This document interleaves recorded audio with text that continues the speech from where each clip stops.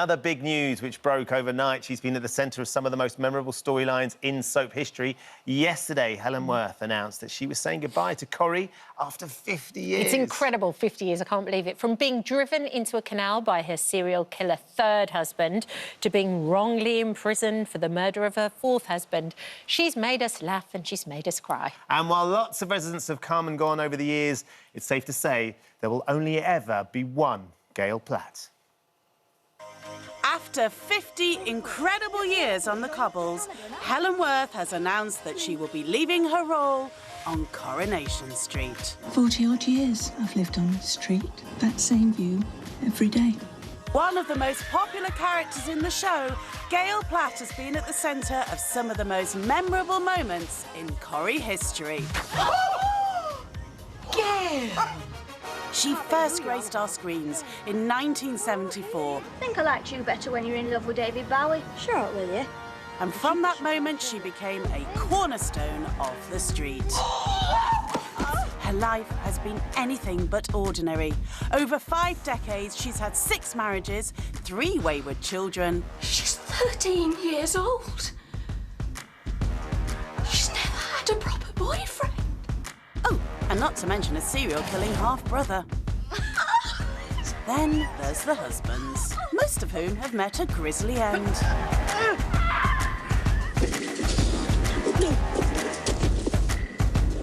But her most famous by far was her romance with Richard Hillman, who tried to kill her and the whole family. I love you!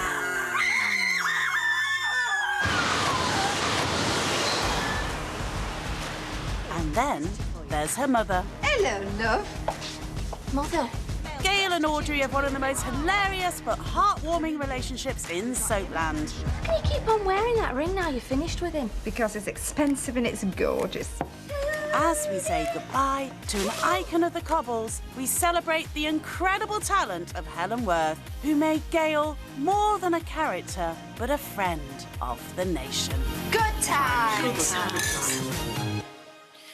Oh, so many great memories, huh? It isn't so. I can't quite believe We've it. been talking about the timeline as well. It's blowing our minds a little bit.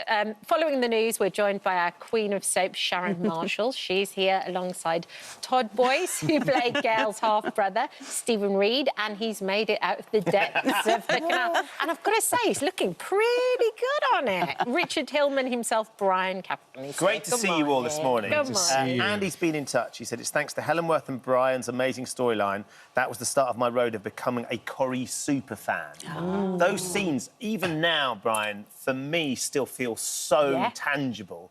You were saying it's how long ago? I think it's 21 years ago, 2003. And it still resonates. We all still remember it so vividly. When that relationship between the two characters started, do you have a sense that this was going to be something we'd still be talking about 20-odd years ago? No idea, no. I think I was going to get sacked in the first 6 months. And then they changed the producer and the executive producer because I think EastEnders was doing so well, so they decided to aim something at, to try and win the awards, because they were a bit sniffy about the awards, at the Soap Awards, and I think they decided to... and also that I think the ratings were in the doldrums with Coronation Street, with EastEnders doing so well, so they suddenly went back to long-term storylines, like an old-fashioned Corrie. Also, the thing about the Hillman storyline, there was a bit of dark comedy around it as well, which was rather nice. You know, it was a wonderful part to play, and it suddenly developed. They homed in on our relationship, and it worked. We had a wonderful writer too called John Fay, who really and won a BAFTA. That was the first. I think it's the first BAFTA that Corrie won, was that storyline. And what about working with Helen, though? Because, of course, she's been such an integral part of Coronation Street for so many years, but then to be opposite her, you've experienced firsthand what it's like working with her. Well, I first knew Helen when she was about 19, I think. I was at a rap party for Within These Walls at London Weekend Television. Wow. And then I went into Coronation Street, playing a young social worker in the 80s, in and out. I was the fostering social worker, and I brought in Sally Ann Matthews. Yes, yeah, and Sharon Gaskell, who the girl who played Sharon Gaskell. Tracy Bennett. We kind of knew each other reasonably well. So when I never thought I'd ever be coming back as a serial killer. So I came back, and because we knew each other, I think that really helped. And I think everybody thought I might be a dodgy character, so we worked very hard on making that a genuinely warm, loving relationship. Yes. And so in his mad head, he was doing everything for his family, which he so desperately wanted, which gave a great springboard for the dark side and gave him, you know, it was like a good three-dimensional character, I think. You know. Yeah, amazing. Sharon, we were just talking about it. 1974. Well, she's only 40, isn't she, Gail? That's exactly how I... in my head, yeah, well, it's maybe 42 Yeah, now. something around there. Is it? Oh, this is feeling a bit... Oh, I can't help thinking... Did you know? they're telling us I mean, I that. find it amazing it's been a No, secret. and I'm still devastated. We're all talking about her as if she's retiring. Yeah. We don't know what's happening. I mean, those discussions will be going on now. When you're in the storyline room and an iconic character's going, you do have those discussions where you go, is there a way of leaving the door open so they can pop back in like Norris and stuff? She can't die. Well, this is it, because I'm thinking, you're warning us now. This is a Gail warning we're all getting. They're starting filming a storyline. Now, I've been told it's not explosive, like some of the papers have said. Emotional is the word I'm being told about the storyline. Ooh, OK. Involving the whole of the Platt family. I hope she doesn't need a kidney off David. But something is happening that's going to go on until Christmas. So it's going to be a big Christmas Day drama. She is the walking wounded. She doesn't get any luck in life. Is this looking a bit dangerous? But you can't kill... No, you can't. Even you didn't Todd, murder at Christmas, did you? I couldn't spend any... Stephen Reed didn't want to be around Gail because he felt so guilty the whole time. Yeah. And she knows Steve, you know, so I was ashamed. You know, we didn't have a lot to do with each other. My last stint, we just had nice scenes together. But your character and Gail and Stephen were half brother and sister, weren't they? Stepbrothers. Yeah, that's right. But I get, is there a sense, and I've heard this from a number of Platts, that if you become a Platt or if you play a Platt, you have another family regardless. You're a Platt for life. You're a Platt for You're a life. Platt for life, completely and utterly. Audrey is the grandmother. Gail is the mother to David and Sarah. It feels like it. She feels like my half sister. Audrey feels like my mother. I mean, it's that dynamic. It's true. It's an extraordinary amount of time to stay with one key job, but we know she's been very passionate about campaigning for the elephants, Spawn Free, and rhinoceros as well. I wonder what Helen's thinking just in terms of, I mean, how can you leave Coronation Street after such a long time when it's so embedded in your life? I mean, some of those characters have been around for decades as well, haven't they, Sharon? Well, I mean, it's like she is, yeah. It's this thing, they're in the corner of our living room. They feel like family, but, you know, if it's 50 years ain't a bad stint to be this character.